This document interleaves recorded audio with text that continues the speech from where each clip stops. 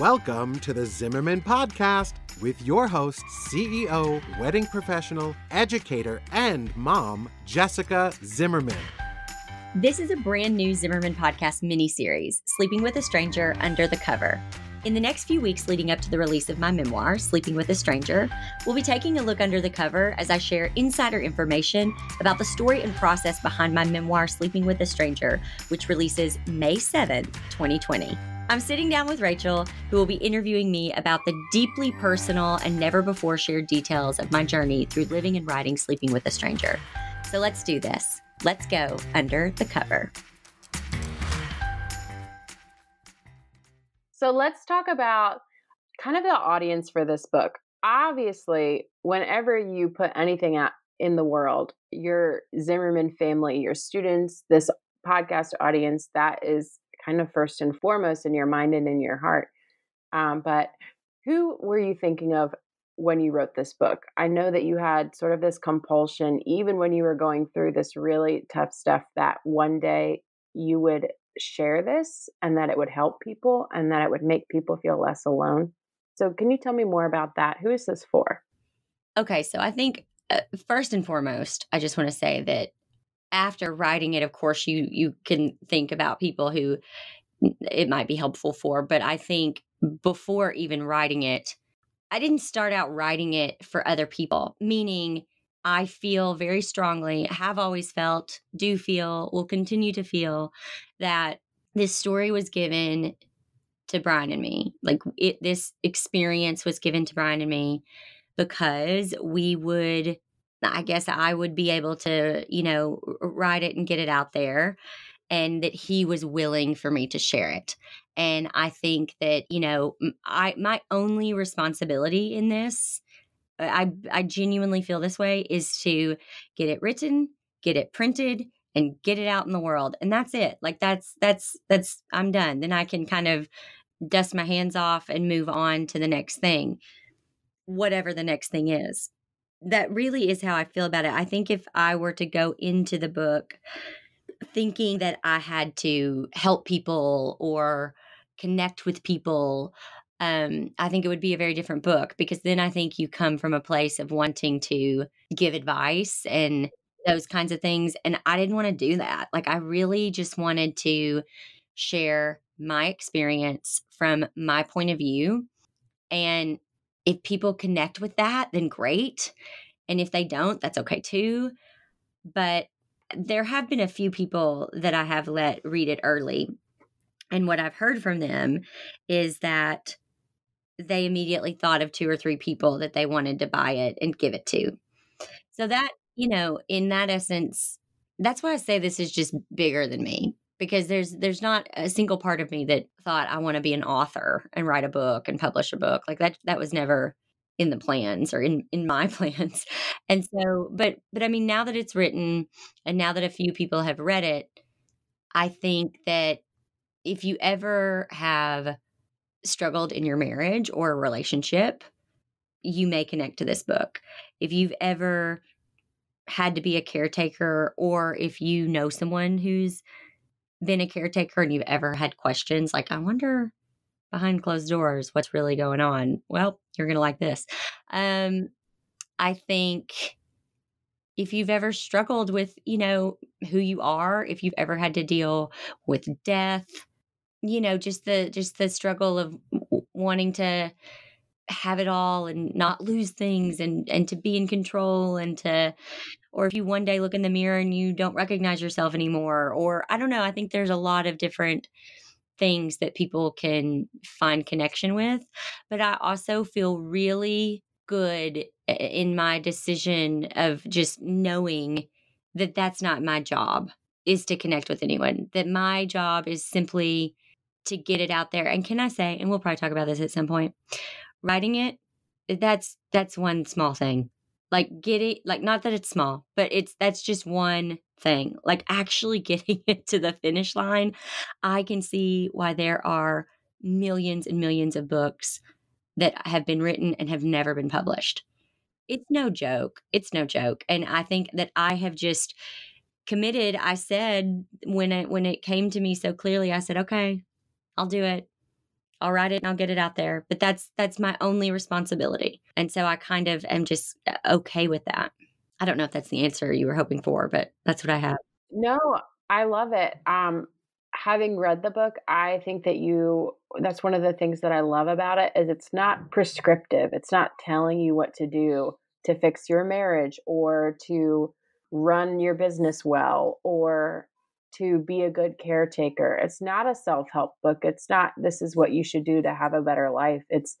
This is like my tough, gritty, really, I know this is a buzzword, but vulnerable story of what actually happened to me and what I did.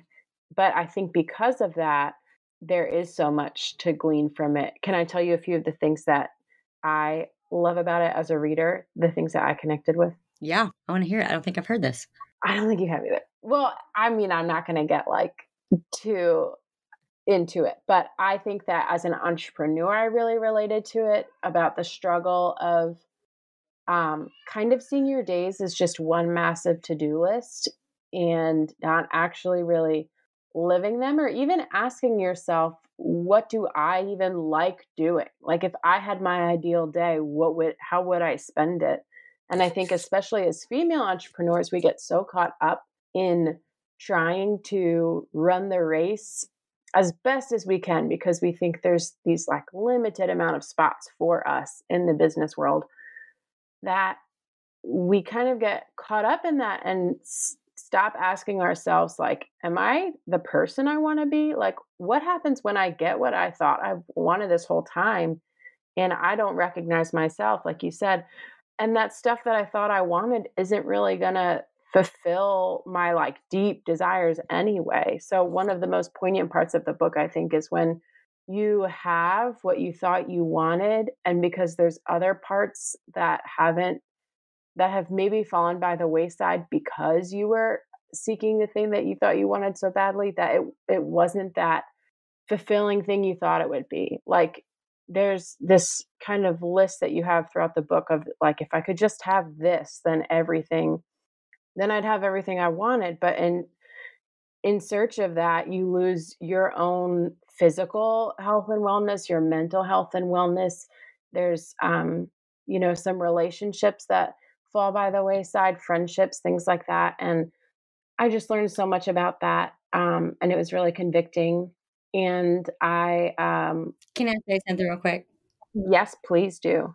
I cringe a little bit hearing you say that. And here's why. Because I love it, by the way. I love it. But for me personally, like I think, Jessica, you've known that. Like you have been freaking watching Oprah since you were like in third grade. I mean, you know that there's not one thing or one circumstance or one, that then you're gonna feel like, oh, okay, now I've got it together. Now everything's good. Now, like you know that.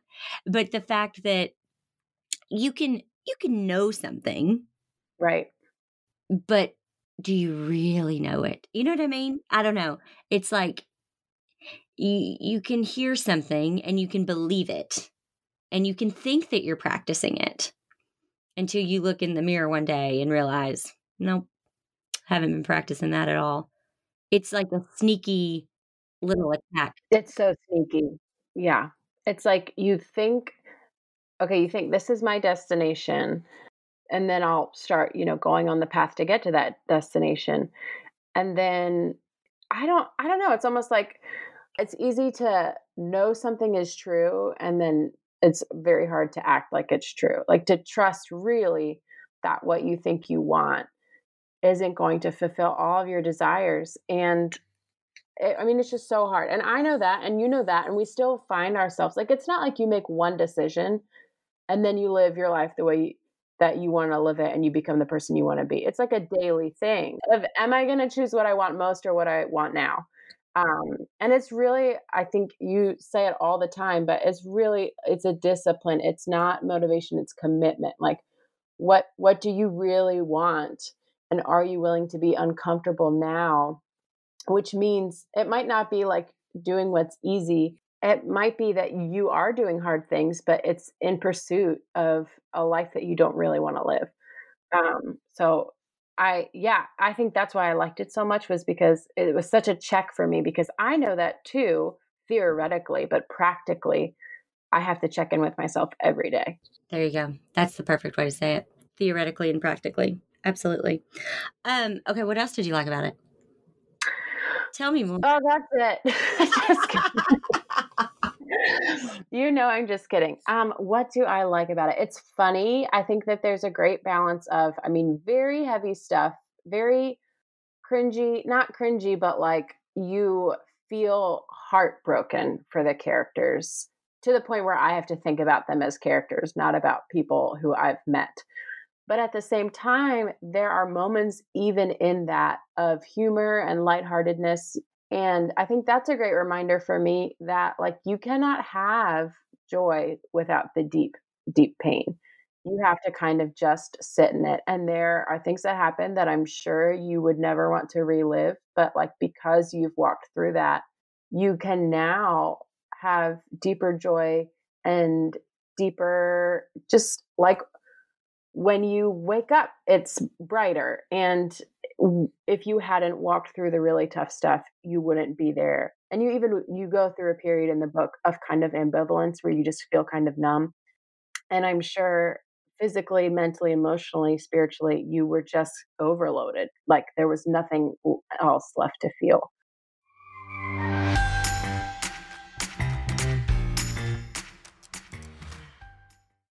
Mark your calendar for May 7th. It's book launch day. If you want details on my upcoming book tour, like cities I'll be visiting, how you can meet me in person and get a signed copy of the book, you got to get your name on the list. This list will get you the VIP treatment. We've got some awesome bonuses prepared, but only for those who have signed up.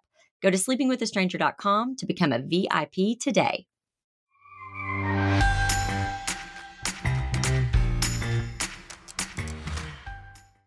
What do you think, like, as a student who's been a student of mine or has been following, like, what do you think they're going to think when they read this? Oh my gosh, their minds are going to be blown. I'm so excited. I'm honestly so excited. Do you think they're going to be like, what? Like, what? That was going on? Or like, of course that was going on. Or like, wait a minute. You tell us not to work that hard. And here you were, like, you hypocrite. I don't know. I think that for me, it adds validity because you've done it both ways. Like you have, worked the 16-hour days and not taking care of yourself and all that goes with that. And now you do it differently because it's not sustainable. It doesn't work well. I used to do it because I thought I had to. I thought there was no other option. And now, like, I'll be honest, all this last semester and this summer, I didn't work at all. The fall semester, I had it pretty cushy. And right now I'm working a lot more hours to get this book out, but that's okay. I'm choosing to do that. Because I want to get this out. But it's a difference between choosing it and feeling like I have to. Like, I don't feel like I have to. You know what I mean? Right. It's a choice I've made.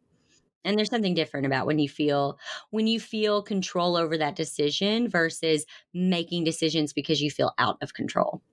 I think that you guys who are listening, I honestly think your minds are going to be blown, and it's going to feel like reading it's not written like a diary. It's written like a story because it is a story. It's a very compelling story, but you're going to feel like you have the inside scoop of, like, Jessica's been so boundaried and mysterious and like all business. And look, we see the wall in her studio and that's it. And this is like cut to, and then her whole life.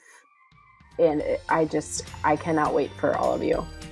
And I do feel a little bit cool that, like, I already know it. If I'm being totally honest. Okay. Until next week. Can't wait. Thanks for listening to this episode of the Zimmerman Podcast miniseries, Sleeping with a Stranger Under the Cover. Don't forget, you can get book updates and VIP treatment at sleepingwithastranger.com. The book will be available May 7th. I'll see you next time.